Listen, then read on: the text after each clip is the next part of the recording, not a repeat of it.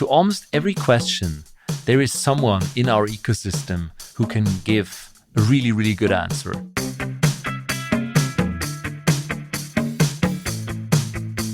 Welcome to the Swisspreneur Show, a podcast about startup stories and learnings from experienced entrepreneurs. Here's your host, Sylvan.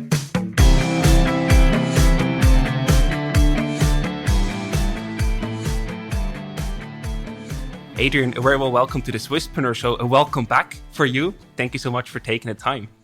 Thanks a lot, Sylvan, and happy to have you here and welcome on the AI campus in Berlin. We can still smell the novelty of the building. It's really impressive what you built here. We're going to, of course, talk about your Merantic story. You are the founder, CEO of Merantic, the artificial intelligence venture builder. And before we're going to talk about that, you are also known as the founder and COO of the successful Swiss shopping platform DeinDeal, which was sold to Ringier. And we did our research and basically saw that there were so many new companies that were basically founded out of the success of DeinDeal. So to start off this podcast episode, I wonder what actually made DeinDeal such a strong breeding ground for new ventures, entrepreneurs, startups? Yeah, that's a great question. And not very surprisingly, my answer will be like the team, the people made DeinDeal this incredible success. And there's also this part behind the story that we were hiring a lot of so-called entrepreneurs in residence, which is people who are keen and hungry to build something on their own, but willing to spend 1 or 2 years at a high growth company, working with the founders and being on a super fast learning path. And we were lucky enough to have an incredible amount of these people at DeinDeal and learn from them, also teach them and build a symbiotic kind of relationship that helped us to actually scale DeinDeal much faster than if it was only us founders doing the building together with our team. How did you actually recruit these entrepreneurs in residence? What were you looking for and where did you find them?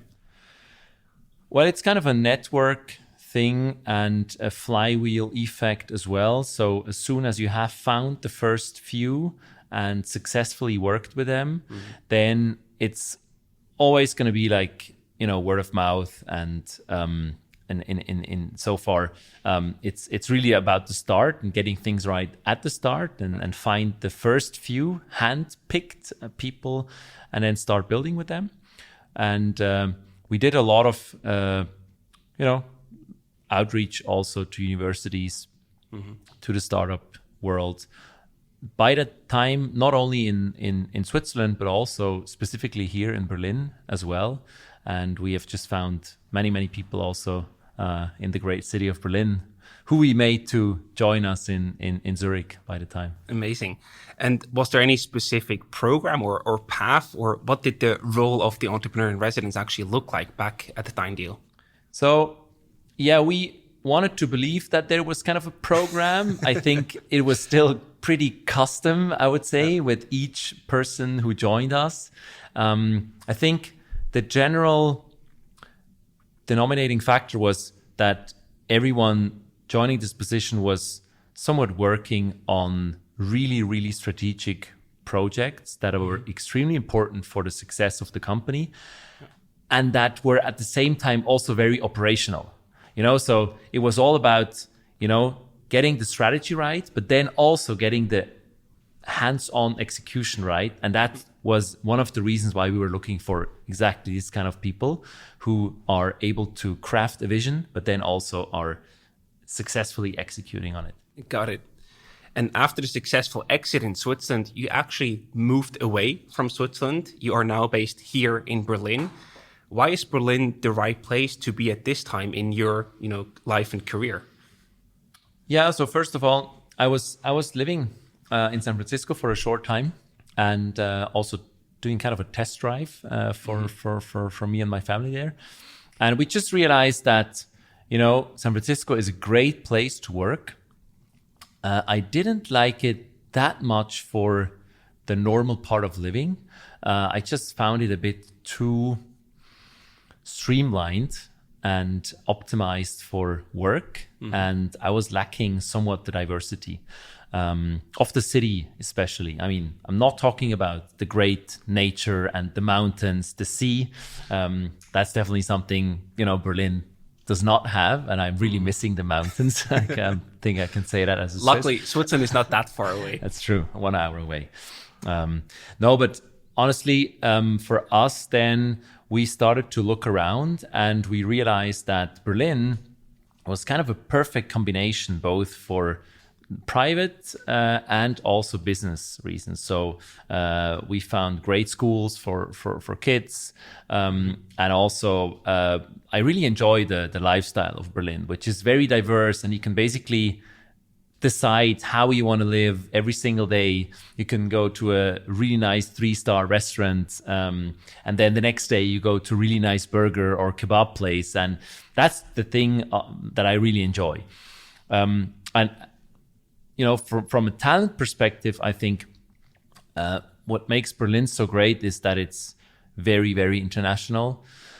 I know people don't like to hear that when I say it, but I think it's one of 2 real cosmopolitan cities in Europe. One is London, and the other one is Berlin. Just from a diversity and like real international point of view. So, point proven, actually, here at Merantics and our portfolio companies, we have a team of more than 30 or consisting than more than 30 nationalities. And the majority of these people were moving to Berlin to work with us. Wow. And in that regard, I also wonder, was there anything missing in Zurich or in Switzerland in general that also led you to move to Berlin? Because some parts you could have probably also found in Switzerland or built in Switzerland. No, honestly, I think Zurich and Switzerland is, I think, one of the most beautiful places to live. Like, if you're real, then that's just what it is. It's not the most dynamic, though. And that's also something that you're going to feel in the culture of people, and also in the, hungriness of, let's say, the majority of people. There are always outstanding people everywhere. True. But I just tend to find less of these outstanding people in a very nice place like Switzerland, because also life is just very nice and cozy and cushy, and you don't have to fight every single day. And that has an influence on people for the good and the bad, I would say. And I think the second part that is probably as important for us specifically, and I mentioned these 13 nationalities, and it's growing every day. The easiness to get people to work here in Germany, in Berlin, from all over the world is just a huge factor. And one of the issues we constantly had back in the days at Deal, whenever we were hiring people from outside the European Union, it was a huge mess, and it was a huge effort to get those exemptions for people to work for you. And that was just an incredible effort we had to do every single time. And I just didn't want that for us here, because we were clear at Merantics that if you want to build something successful, we need to attract the top talent in machine learning and the adjacent industries. And that's not going to be possible when you have to fight for every single work permit. Yeah, they come from all over the world, also outside of Europe, of course. How is that actually done here in Berlin? I hope that we will get to a startup visa in Switzerland to make that process easier. How does it work here? Do you have something like that, or is it just a very easy process, also not for startups? No, I'm not totally into the details, but I think it's called Blue Card, and it's a very simple process. If you have a job offer, then it's only a matter of time. It's not a question if. Yeah, nice. And one last question on that Switzerland-Berlin comparison. You mentioned the lack of hunger in Switzerland. That has, of course, pros and cons. Do you think that this is also sort of a threat or a danger for the future of the Swiss startup ecosystem? Well, honestly, I think it's also a threat for Europe as a whole, because if you look at the dynamics you have in the US venture world, and also the dynamics that have recently unfolded in the Chinese ecosystem, I am both excited and scared, because they just run at a very different pace. And I think that's something we need to watch out for as a continent, and also, stop making those small definitions like, okay, this is Switzerland, this is Germany, this is France. We need to think as a United States of Europe. No, I fully agree. I hope that we will see some development in that regard. So now we, of course, also want to talk about Merantix. Let's start with the beginnings. You started Merantix, the venture studio, in 2016, together with Rasmus, your co-founder. First of all, how do you meet each other, and what makes a good team? Yeah, we have met through a common friend, actually, who was also Andreas Brenner. He was also one of the entrepreneurs in residence at Deal before he started building his own companies. And I was just back from San Francisco, and I was meeting him for an update coffee, and he was asking me, okay, so you're now back, what are you going to do? And I told him, yeah, I just attended some machine learning courses in Stanford at the university while I was living there, and I think I'm gonna build something into this space because I believe it's gonna be the most important technology of the 21st century. And then he said, yeah, you know what? You're gonna meet my roommate Rasmus, who back then was just wrapping up his PhD at the ETH, and that's how we met. Amazing. And what actually makes you a good team? Because you seem to have very complementary skill sets also. We do. And at the same time, we have a lot of overlapping skills, I would say. Mm-hmm. So, while being an academic power brain, Rasmus also has a lot of business savviness and business skills and a great understanding. And he's a super fast learner in everything relating to business, which wasn't part of his education. Mm-hmm. And also he was building a company during his PhD, right? He was building Hack Zurich. Exactly. And on the other hand, my background is kind of, I come from the economic side, so I did economics and business. And at the same time, I was always coding. So I started my career as a software developer, as an engineer. So I have a deep understanding of technology, and I can ask all the nasty questions. I would say today, I'm probably not the right person, to build the technology. I could still do some things on a weekend project, but I would never interfere with the real work of our engineers. But still, I have a deep understanding of what's going on. And so we really are complementary, but we also are able to kind of work seamlessly together because we understand enough of each other's domains. Sounds like a very powerful team. It is, and I think it's also a great partnership in terms of friendship and trust that we've built over the years, and I'm extremely grateful for that because that's again what makes a powerful team. We understand each other even without talking every hour. And also we trust each other. Amazing.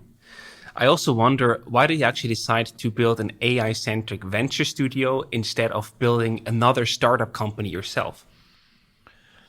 Yeah, that's another really great question, I think. And it's a very personal one, of course, because after the exit with Deal, I realized that I didn't want to become an investor only, mm-hmm. because I just liked the operating side so much. And I also believe that I can add more and bring more to the table on the operational side of things, mm-hmm. Than I can as an investor. And with the venture studio model that we have now built at Merantix, of course, I can combine sort of both worlds. Mm-hmm. But I would still say I'm slightly leaning more towards the operating side. And another thing that I learned also during Dine Deal was that I really, really enjoy this, 0 to 1 phase when you start to iterate on an idea, validate it in the market, start to build the first team and build the first product and then execute on the go-to-market. That's just what excites me the most. And with Merantix now, I'm kind of focusing on this part a lot. And then once the company starts to grow, we have an amazing team in place who is going to grow the company further. And we as Merantix are again incubating new companies. And that's, I think, a pretty cool thing that I can also imagine myself doing over the next 10 and maybe 15, 20 years. Amazing. You also mentioned before, how you discovered the love for AI and how transformative that technology can and will be. You also said, I think it was in a different interview, that the most impactful companies have yet to be created. So what do you think? What might those impactful companies in the AI space be that we will see in the future? Well, I think if you look at every single industry out there, I believe that many of them will be thoroughly transformed by machine learning AI in a way that sometimes we probably can't even think of today. And I'm making a comparison that is usually, it's not a very exact one, but it sort of gives an idea of the order of magnitude of things happening. And this is the internet, right? So 20 years ago, the internet was a big hype and majority of business models around it wouldn't work. We had a huge crash and basically everything came down. And now, 20 years later, if you look at how the internet has transformed so many different industries in its core, that's, I think, a good idea and direction to think of how AI is going to transform each and every industry. And when you look at what machine learning AI is doing, it's basically automating decision making at a much higher accuracy than usually humans are able to perform at over a constant time. So in each case where you have complex decision making that is based on a lot of experience, and with the experience you get better and better, that's something where you'll sooner or later see machines coming in supporting humans, as with every technology before, in the first place, and then at some point also opening up more time, more free time for us to focus on new things because the machine is just doing this thing much better. Yeah. And I think the first industries where we start to really feel the impact are, of course, autonomous driving systems. And I'm not talking of level 4 and 5 because it's still a long way there. But if you look at level 2 and 3, it's already pretty impressive how things go if you've experienced yourself. And then you have, medicine, where a lot of the medical imaging is now being automated and thus gives access to a much larger number of people to medical care. And I'm not talking only about the saturated Western market, but if you think about developing countries where access to medicine and medical care is a real issue, having automated systems that can perform at scale is just opening a whole new array of options and opportunities. And I think we're going to see a lot of that in the really near future. So the potential is immense. At the same time, machine learning and AI have also become sort of some buzzwords in the startup space. So you mentioned the crash, the meltdown of the dot-com bubble before when the internet happened. Do you think that we also have or will see something similar in the AI and machine learning space? I think we do. And it's probably not going to be that visible because it's sort of different for each and every industry. But if you look at autonomous driving and how it evolved, I would say we also had a hype and we now had a lot of illusions coming crashing down that, no, it's not going to happen in the next 5 years that we're going to have level 4 or 5 systems. It's just not. And, maybe 10, 15 years ago, we thought that it's only going to take 10 years and we get there. So you have these corrections in each domains. And therefore, I think it's a different kind of hype cycle that you see when you compare it to the internet. But yeah, you have hype and illusions coming crashing down as always. And I believe only after, and we all know the Gartner hype cycle, we know only after that, there comes the plateau and then everything goes up again and all of a sudden things start to work and then you start to see the value creation that is happening. Yeah. So that's part of the development in that sense. I would say so. So I also want to, of course, talk about your venture studio approach. Maybe first we have to also define the terms a bit because you are a venture studio, but there are also incubators. So what is the difference between the two? Yeah, I think a venture studio is some specific sort of an incubator, I would say. Mm-hmm. And the venture studio, the biggest notion is on the people and on the validation industry side. So the two most important factors for success, in our belief, is getting the right people together with a very broad background and domains. So you don't need the engineers only, but you need the industry experts, you need sales, marketing people that thoroughly understand this new challenge. And only by bringing all these different domains together, you can actually build successful solutions into entirely new markets. And I think that's the foremost important part in building successful machine learning businesses. And the second part is, it's not technology only, but it's also about real value creation and thus generating a real sensible business case for things. And so I think this validation, going out and checking whether there is a market for something even before you build it, is extremely important. And that's also something that really scales the more you do it, right? Because we have a lot of industry partners now with lots of connections. And whenever we start to test something new, we can do that based on our network that we have built. And the network is growing every single day.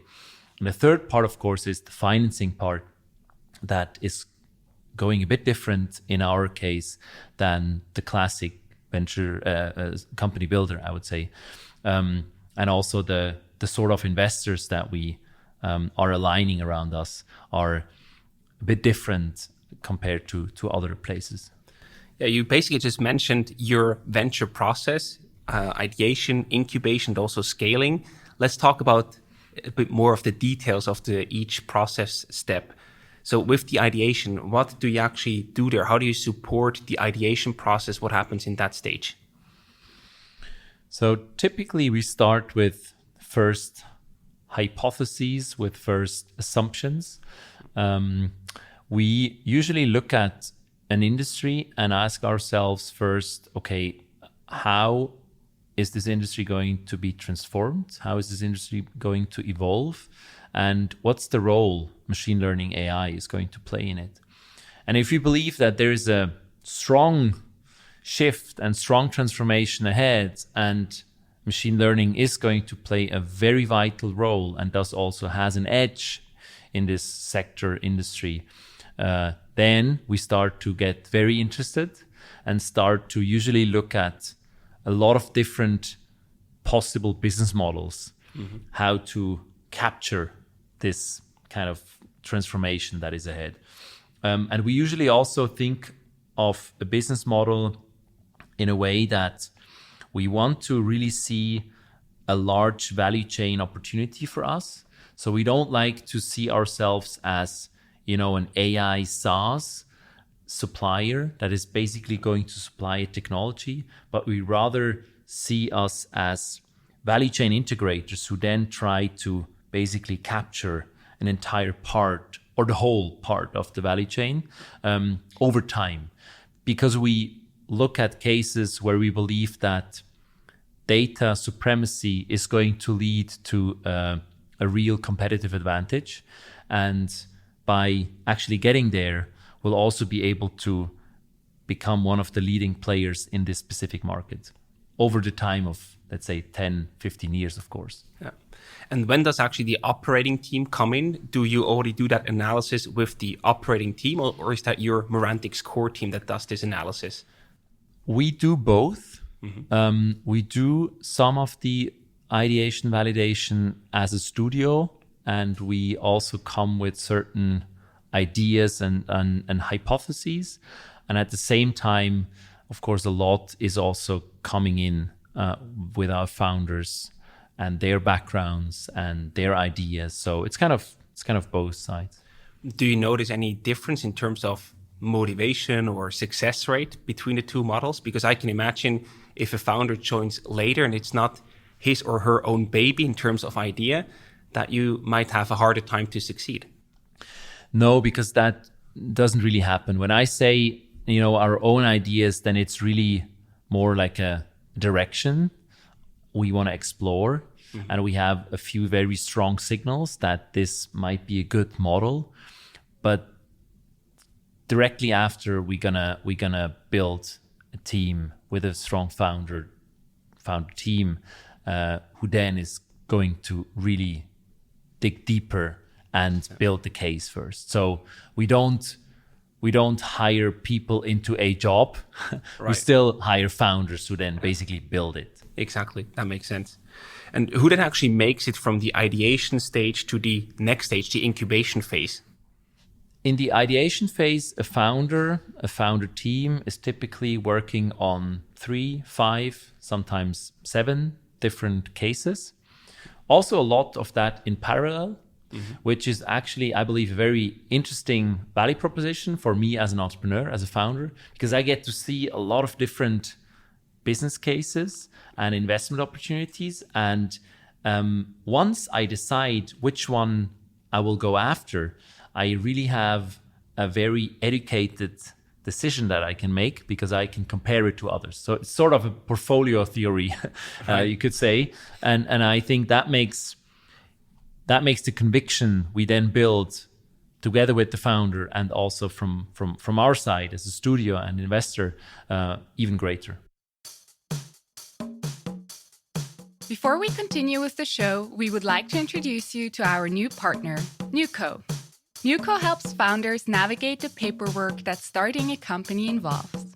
From the first consultation all the way to the commercial register, Newco has helped more than 900 entrepreneurs start their company, and they do so at highly competitive prices. To find out more, visit newco.ch/Swisspreneur. Again, that's newco.ch/Swisspreneur. And now, on with the show. And how do you actually make that decision? Like, what do you look for? Do you have any, customer feedback that you can take into consideration? Do you have pre-sales that you do? Just how do you actually make that decision whether it's worth pursuing the idea or not? Yeah, it's usually we can see a really, really large vision and we can see $1 billion company opportunity. That's one part.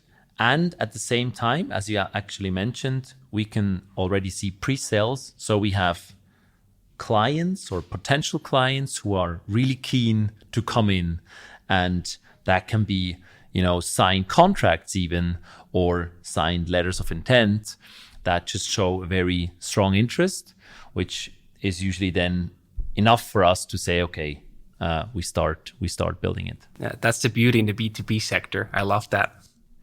Well, I mean, in B2C, you can also do a lot of testing, right? So you can get a lot of customer feedback by actually going out with an idea and, building a simple landing page and then just seeing like how fast the signups grow. And if you compare 4 or 5 different models, you'll see a huge difference between them. And then you can basically also choose your way. So, but yeah, I agree. It's I think with the B2B space, what is great is actually we have very, very deep validation once we start, because we were able to speak to 20, 30, maybe 50 customers or potential customers, and that gives us a very strong conviction or not, of course, to follow through. Right. And then in the incubation phase, what happens there? Well, we actually built the team and the product, and we execute on the go-to-market. That's a short version. Right. Of course, it's it's very complex, and it's usually also taking quite some time. So the ideation, validation part usually is 6 to 12 months, and then incubation is usually 12 to 18 months, and that's the moment when we start to build a team, start to identify also what kind of team we need, because that's also something we do very different than other incubators. We only start to build the team, the bigger team, let's say, once we know exactly what direction we want to go. So we also know what kind of resources we will need. And so it also kind of makes our process much leaner, because there are, I would say, less pivots once we start operating, and we have a very clear idea about what we need to build this. Yeah, I think that makes a lot of sense, because otherwise, if you have to change with a large organization, it's not only going to cost you more money, but also takes more time to, again, align everybody. And that's just usually a waste of time and resources. Absolutely. And, premature scaling is, I think, one of the biggest problems that especially B2B deep tech usually has, because if you go to outside investors, let's say a normal VC, majority of them want to see a really cool team before they start investing. But then again, sometimes the further part of the ideation validation phase doesn't really require everyone on this team. And so people would just sit idle or start doing things that are costing money but don't actually really add any value. I've seen that all as an investor as well. So I think that's one of the great advantages of our setup, that we are extremely capital efficient from an investor's perspective in this first phase, and therefore also can be very brutal with ourselves as well. When things just don't work, we will just restart and do another business case, and that's no real thing, because it's maybe a founder and the second person on the team, but not 5 to 10 people already. Exactly. Talking about costs, even for the ideation phase, but at least also here for the incubation phase, you of course also have salaries to pay, bills to pay. How do you finance the ideas and the companies until here? Yeah, so actually the ideation validation part is also what we call pre-seed stage. That is financed through the studio, and the studio actually gets a program fee from the fund. So it's sort of a management fee, but bigger, because we pay all the salaries from the ideating teams as well that are not yet incubated. Once we incubate companies, the fund starts investing into the seed phase. Got it. Do you also take on any additional external money already at the incubation phase, or is it really the studio first and then the fund that is also led by you? The studio, exactly. The studio takes care of the pre-seed phase. Yeah. And then in the seed phase, the fund starts to come in. And we have just recently started also to consider other seed investors for this early phase, especially the ones that can add strategic value to then come to a Series A. Got it. Another thing, especially in the AI space, that you see these days is the political level and also the regulation. So that's also something that you do have to take care of in the incubation phase. So first of all, how do you support your companies in that regard? And where do you see need for change on a political level these days? Yeah, so I think that's also one of these compounding effects that we have. Of course, having built a medical imaging company with a fully blown certified medical product gave us and our organization a lot of experience and expertise. And the team of Jonas and Stefan, the Vara team, who have built this medical product, they're also part of our founder community, and thus they're very happy and willing to share every experience they've made. So that gives a brutal advantage, a very unfair advantage to everyone in our community building another company into that space. So there's a lot of knowledge sharing going on in our teams and between the teams. And the second part, the regulatory side is extremely important, and the EU has just recently, basically published their plan how to regulate machine learning, AI, which is very important, I believe.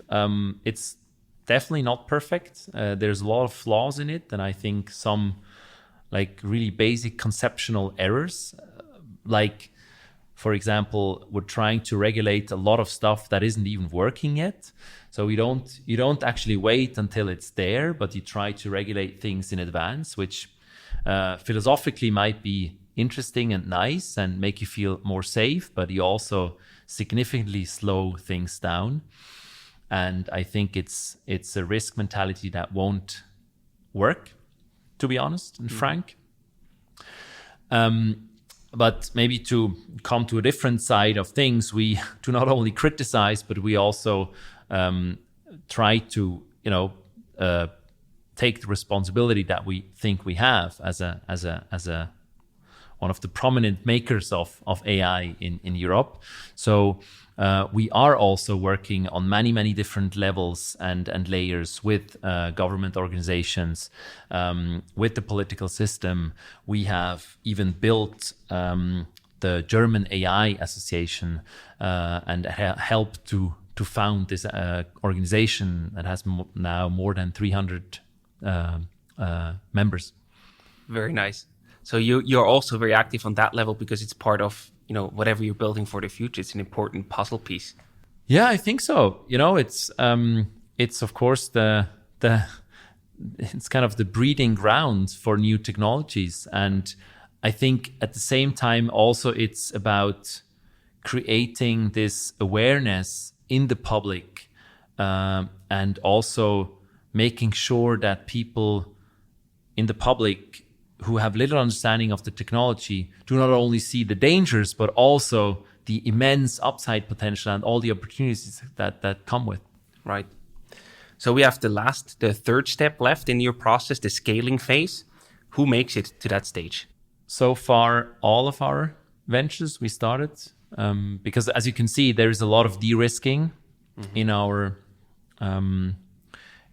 process in advance. So contrary to, I'd say, classic VC approach, we do the de-risking, or we try to do de-risking in advance. And so far that was successful, but of course, future will tell whether that remains. We are very sure of that, but as an entrepreneur, you also should not be too sure of things. So always saying this with a grain of salt.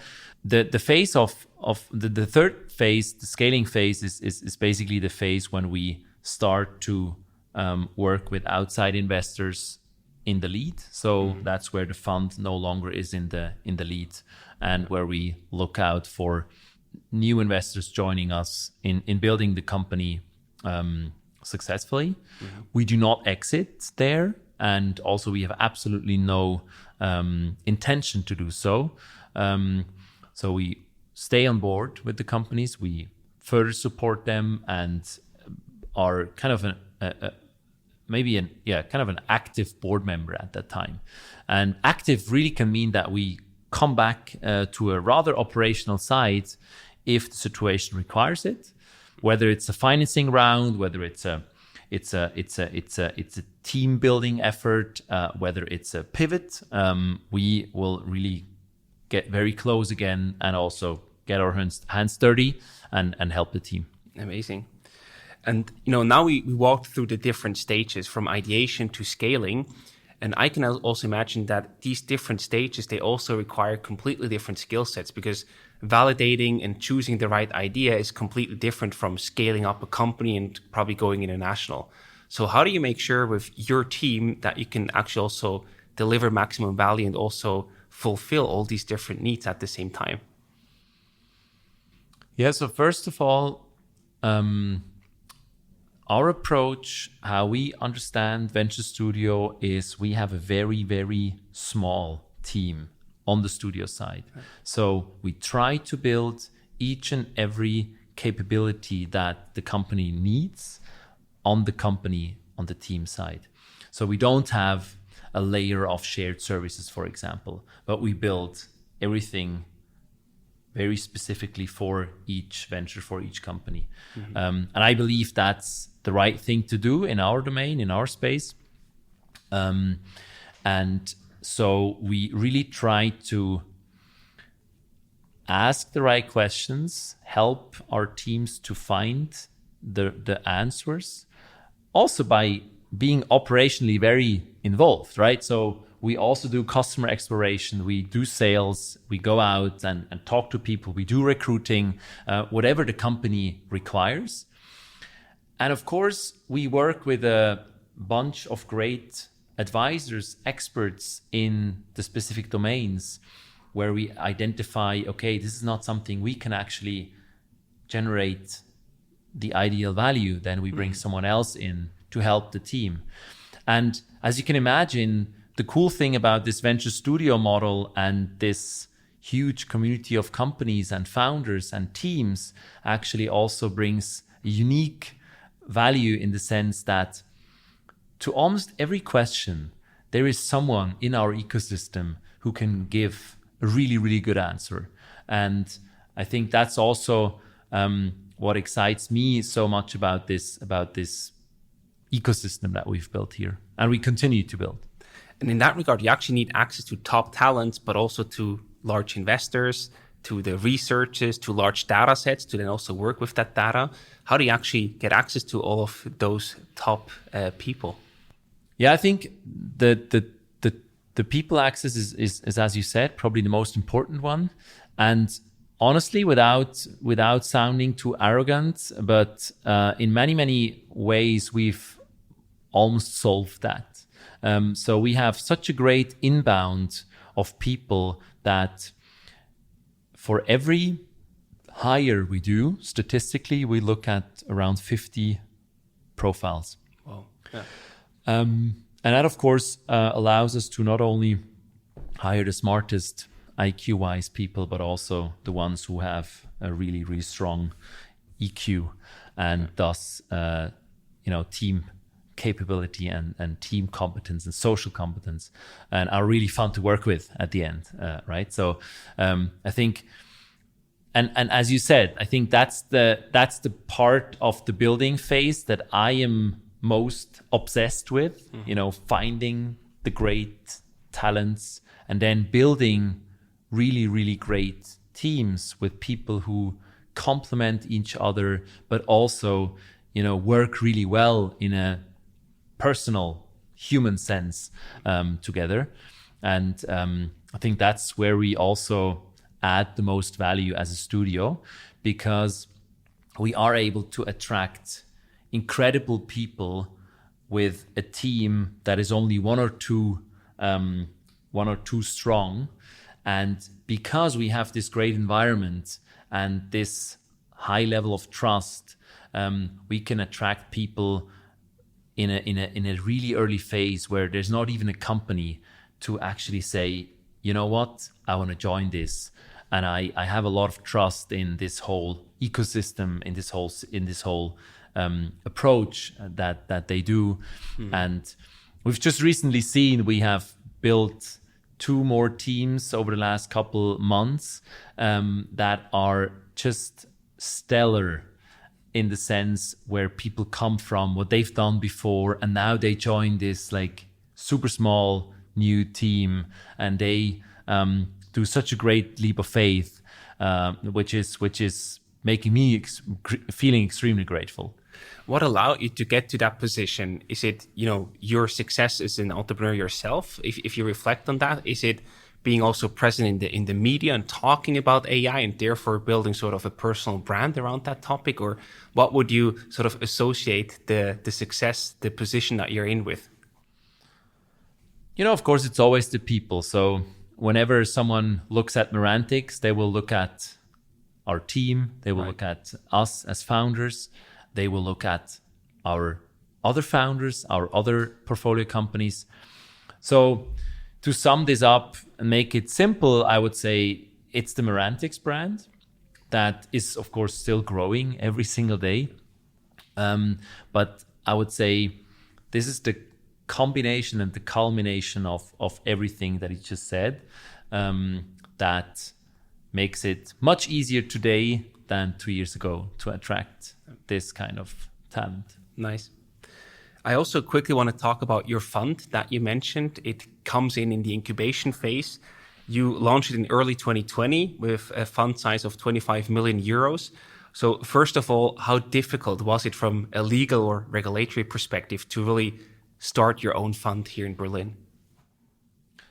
I think it was okay.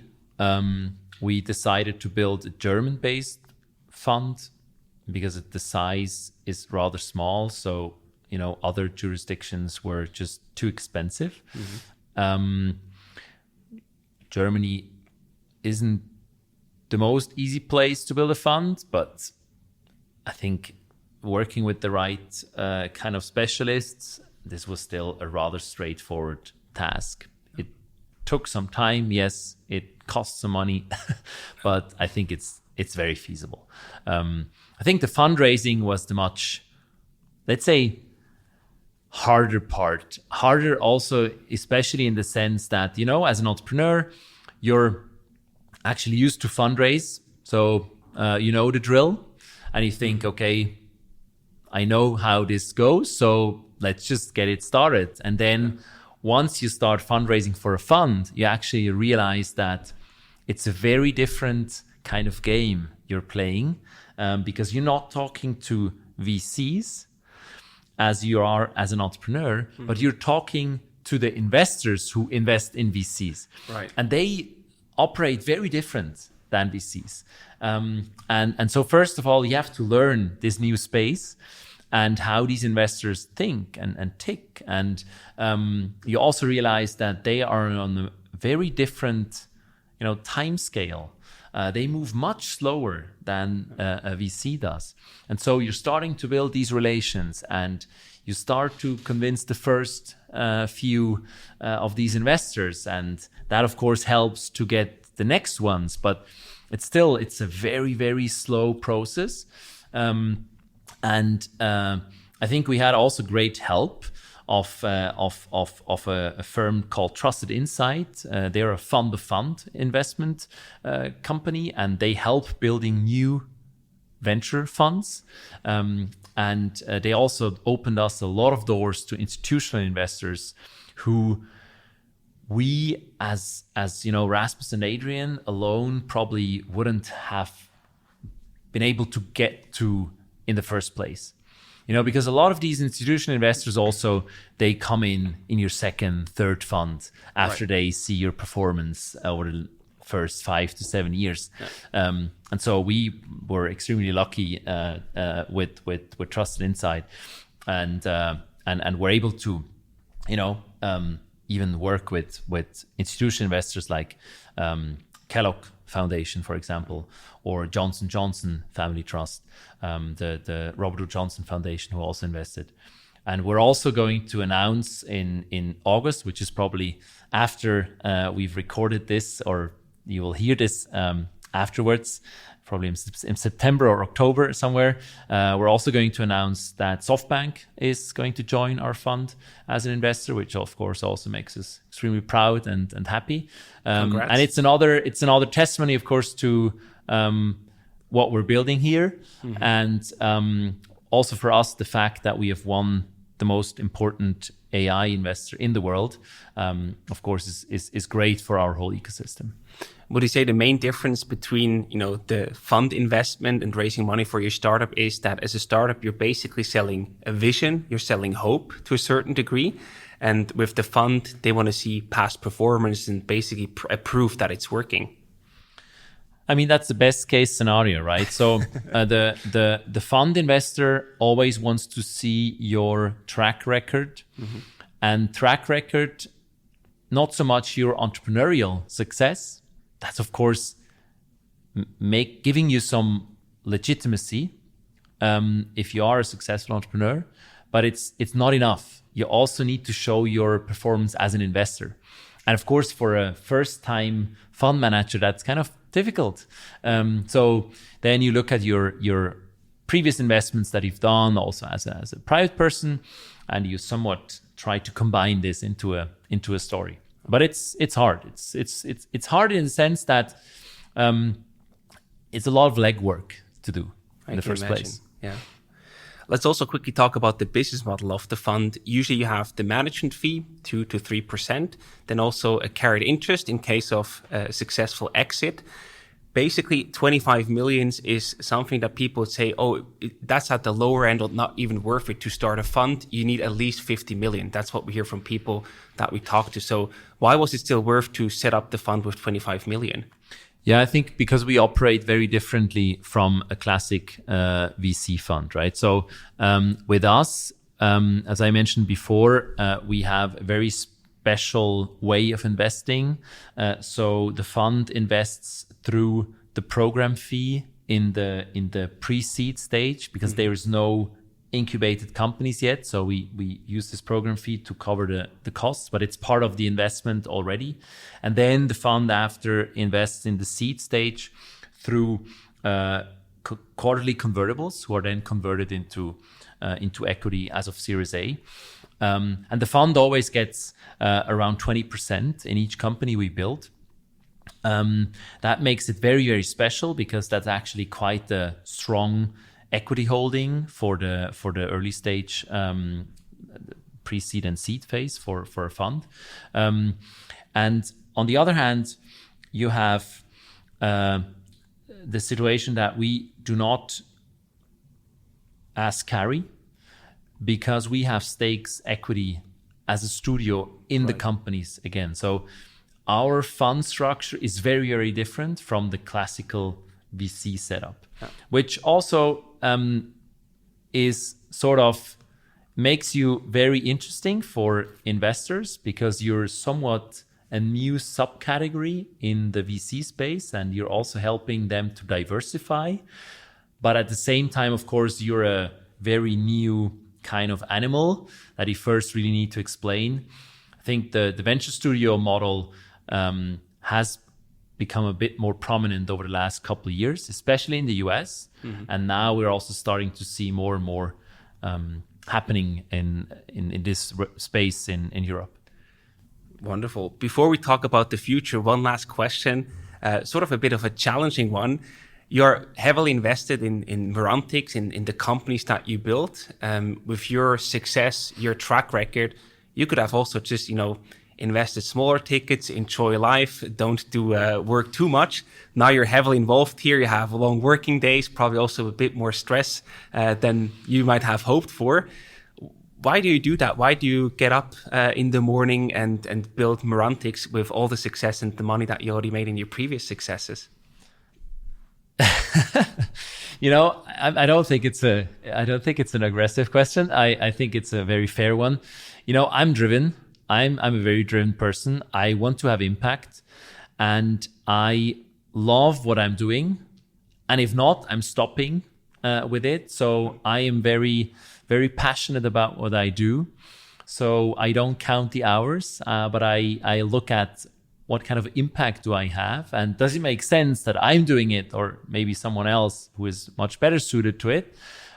So yeah, to sum this up, I think I just love building companies, and that's what I do here now. And with Merantix, we have somewhat built a system, a machine, a studio that helps us to do, or helps me and us to do this at scale. And yeah, you successfully helped build 7 companies so far. So what are your ambitious plans for the future?